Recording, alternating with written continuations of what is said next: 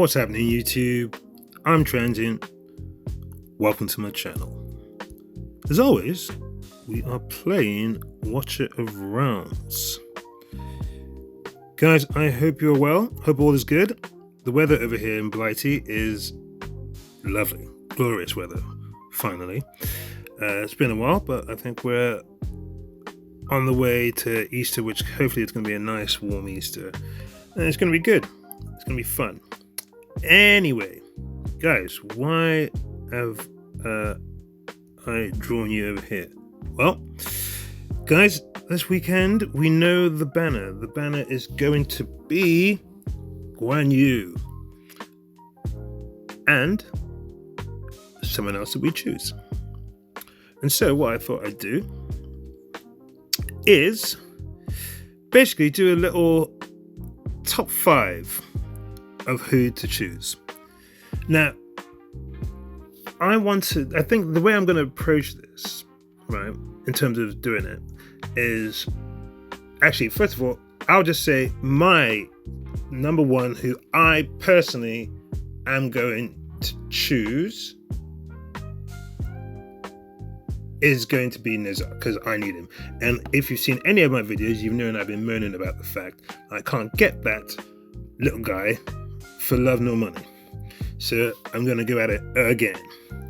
But this top 5 that I'm going to do of who to choose, it's not going to be specifically like who necessarily is the best hero. It's more a case of, I'm going to look at it as take the whole I don't know what you call roadmap of Watcher of Realms. So if you just picture yourself as any particular player, whether you're a starter or middle or end, if you don't have any of these heroes that are in my top 5, I think these are the ones above anybody else that will make the most impact, whether it's even at the start, the middle, or the end. And also they kind of don't require anybody else. Yeah, they don't really require anybody, unless of course you're talking about lords. They don't require any. I don't think any of them are bonded. No. Yeah, I think that's how I'm going to do it. Anyway, so I don't want to waste too much of your time, because these kind of videos can often go on for quite a while. So I'm going to try and fly through this very quickly. Okay, so let me get up my hastily prepared Google sheet. Cool. So, right, guys, this is what I've chosen. I've chosen actually top 5-ish of players who I think everyone or anyone, depending on where you are, if you don't have them, you should probably be going for. And then a number 6, just a special one, and the kind of reason why I did it. It's not necessarily for end game players, but I'll explain when it comes to it. I'll start with number 5 down to 1. Okay, so number 5, Draylen. Now, I chose Draylen because Draylen is actually very, very good. Now, personally, I don't actually use it that much now, because I have used it for very specific things. I used it specifically because I've been playing this game for a while. So when it came to certain stages, I had already done them, but I used her specifically for Gear Raid 2, 221, 222, 23, and 24. And I used her for Abyss, actually. Even though mine is not A1, mine's still A0, but she still did a job. She can be used in lots of other places. The healing is pretty good, and also she can be used if you have a certain team in AoE Arena, and there's loads of other places. She can be used in Matrix. She's brilliant. And if you get to A1, then she gets her extended range. Now, obviously, if you're trying to get her A1 and you already have her, then obviously you're fully aware. But yeah, so Draylen is what I think is number 5. Now, if you, for example, you've started this game, you've been playing for 2-3 months, the difference Draylen will make to your team is great. I mean, I remember when we started this game, we used what is her name? Constance. Now Constance was the original Draylon. Constance was good, but then Draylon just took Constance and then multiplied her by 10. But anyway, so number 5 is Draylon. Number 4, Valise. Now, Valise just does disgusting amounts of damage. She's absolutely brilliant, and she's very cool. Looks like Loki or Lady Loki. Very cool. Lots of power. And if for some reason you do happen to have Ezereth, then you basically need Valise, because she basically unlocks Ezereth's full power. Now it's not the same vice versa in terms. Actually, no, it is. He does something for her where if he does absorb her summons, she gets a rage boost, which is great. And then she's just constantly pumping out these summons. She's very cool, does lots of damage, and if you get her very early on, she will literally just carry you through Geary 1. She could probably even do a job on Geary 2, at least the early doors. Hell, she can do a job on she's brilliant. Especially early on Gear Dungeon. Fantastic. So the earlier you get her, the better. And also the later you get her, if you're getting her later, then obviously she can do a very good job in Matrix and Apocalypse. Oh, she's fantastic. So if you don't have her, she's a number 4, and even if you do have her and you want to get copies, have at it. Okay, then I decided for number 3, Rosalia. Rosalia is brilliant, absolutely brilliant. And the funny thing is, the reason why I'm choosing Rosalia is also because I got it on my free-to-play account. And to be honest, my free-to-play account is really lacking. I'm not putting that much effort into it. I'm just like casually going through, getting a few resources here to get summons. But I did manage to pull her when she came out. And getting Rosalia early on is a cheat code for a lot of the game. Just stick her down and she's just allowing you to literally mow through the most of the game, because she's obviously one of the new power creep heroes, where it's not like she's not particularly fast, but the things she has in her kit, the slows, the burn, the this, and then the pushback. That pushback is so extreme, it's ridiculous. And if you get her early on, you would literally fly through any content where you can place more than one ground tile hero. Absolutely brilliant. And obviously and if you get her later on because you don't have her, then obviously she goes straight into your Matrix Bulwark team. Brilliant. Absolutely brilliant. So yeah, she's number 3. Number 2, Airless. Airless is basically hands down the best healer in the game now.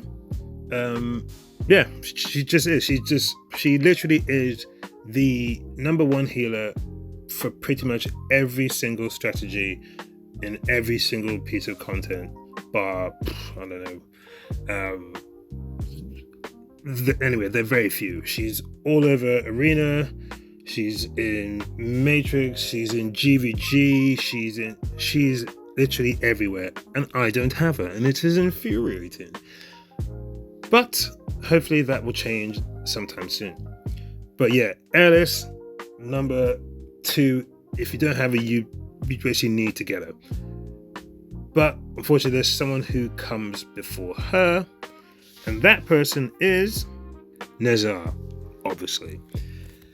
Nezar is just, well, I can't wax lyrical so much about how good he is because I don't have him. But I know he is that good because he is literally everywhere. And if you get him early on in the game, he literally will unlock pretty much every single piece of content there is up until which one? There's literally very few. You'll be able to take part in pretty much every single bit of content.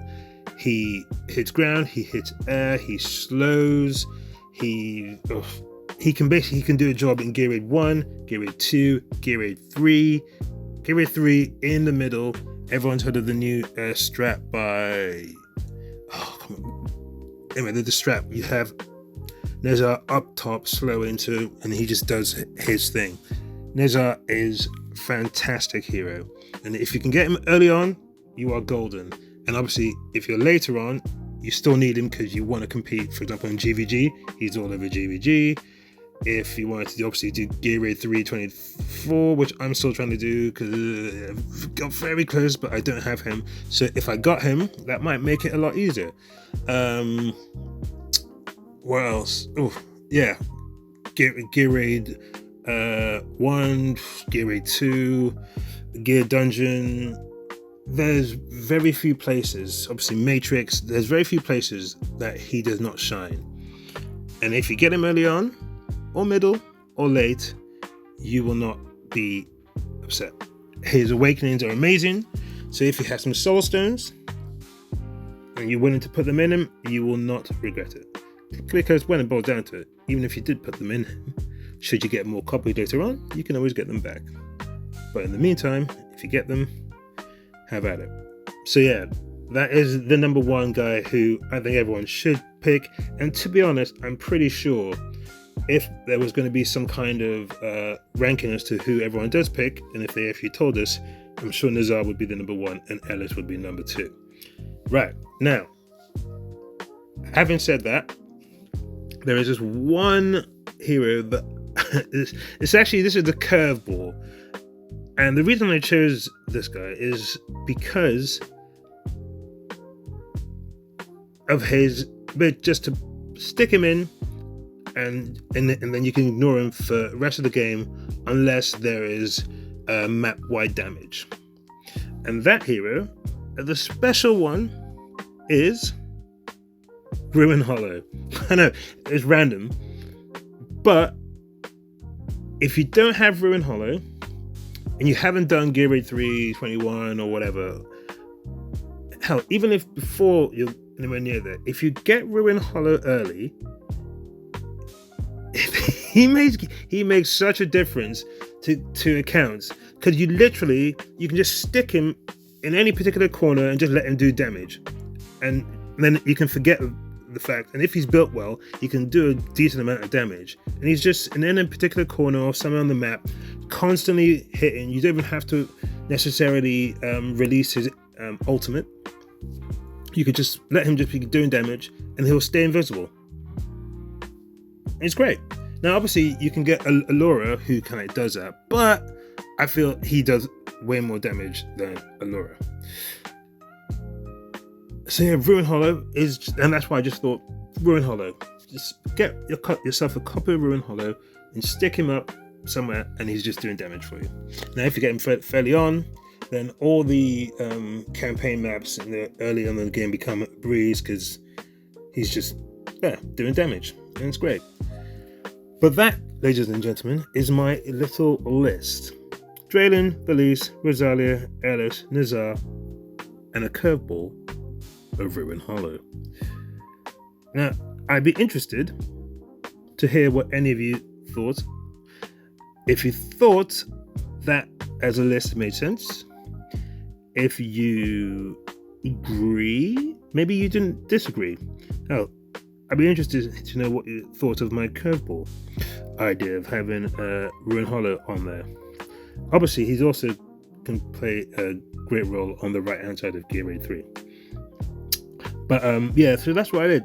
That's what I chose. I don't think we need to do a top 10 list, because that's just long. Because realistically, most people aren't going to have to go down a list of 10 heroes trying to decide who they want to summon. It's going to be a short list. So I thought 5 plus a curveball would be it. But if you have none of those heroes, then yes, the number one is Nezar. Absolutely, definitely. Guys, I'm going to leave it there, and counting down to when I can fail once again to get my most wanted, which is Nazar.